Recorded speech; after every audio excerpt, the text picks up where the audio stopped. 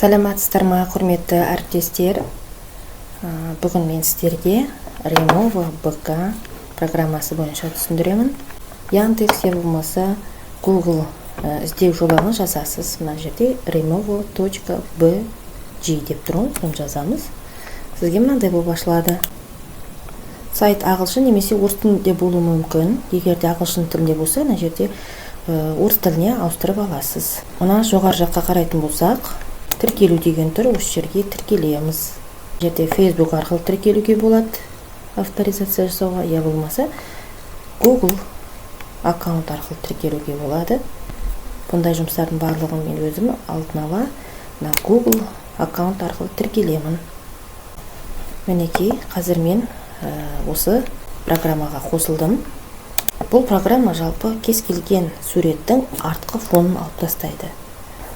Мына суретті көріп отырсыздар. Осы фонға мен өзімнің суретімді қоюым керек.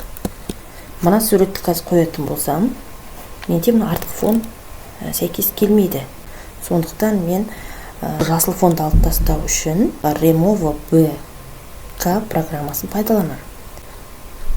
Артқы фонды алып тастағанда менде мынандай фон болып шығады. Осындай жұмысты қалай жасаймыз? Ол үшін мына загрузить изображение барамыз. Өзіміздің жаңағы қай жердегі суретімізді фонын алып тастаймыз.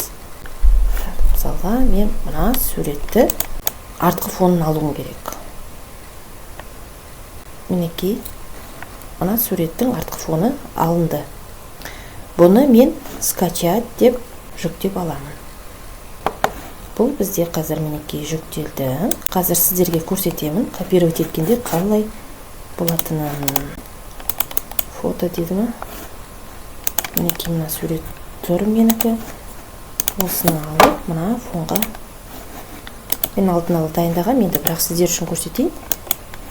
Мінекей мына жерге былай ставить деп қоятын болсам, мына рет алып тастайын алдыңғысын. Осылай артқы фоны кетеді. Мінекей осылай жұмыс жасауға болады. Енді мына суретті жаңа слайдқа осылай пайдалануға болады. Екінші нұсқасы бар. Мына жерге назар аударыңыз.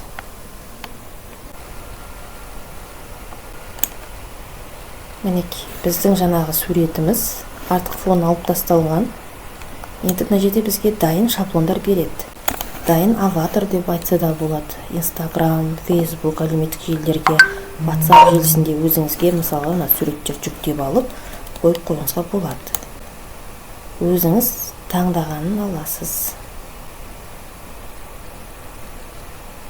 Осындай жұмыстарды жасауыңызға болады. Бұл жерде кез келген нұсқасын алып көруіңізге болады. Мысалға, мына суретті алып қарайық. Мінекей, сіздің суретіңіздің артқы фоны өзгерді. Егер де қажет десеңіз, мына скачать дегенді басасыз. Сіздің суретіңіз жүктеледі. Жаңағы жасаған суретіміз осындай үлгіде шықты. Ақпарат сіз үшін пайдалы болды деп ойлаймын. Менімен бірге болғандарыңызға рахмет. Сіздермен бірге болған Мәдина Қоңырбекқызы.